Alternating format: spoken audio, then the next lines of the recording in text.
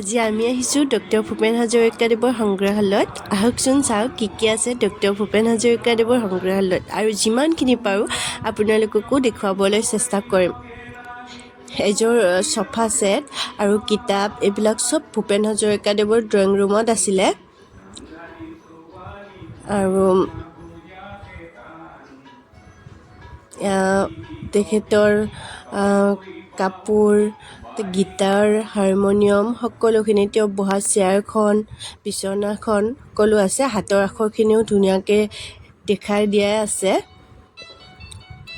তেখেতৰ ফটোবোৰ কাৰ লগত উঠিছিল সকলোখিনি আছে, আৰু তেওঁ কি বঁটা পাইছিল, পদ্মবিভূষণ বঁটা, পদ্মশ্ৰী বঁটা সকলোখিনি।